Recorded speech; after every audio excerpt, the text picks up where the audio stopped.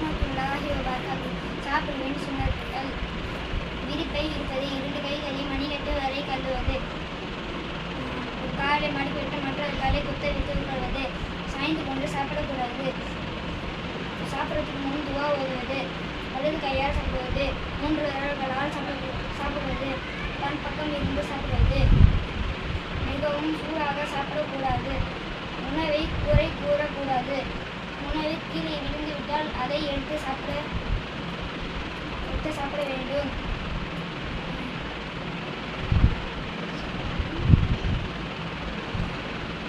கட்டை வலித்து விரல்களை சப்பி சாப்பிடுவது, சாப்பிட்ட பிறகு துவா ஓதுவது, கை கழுவுவது, வாய் கொப்பளிப்பது.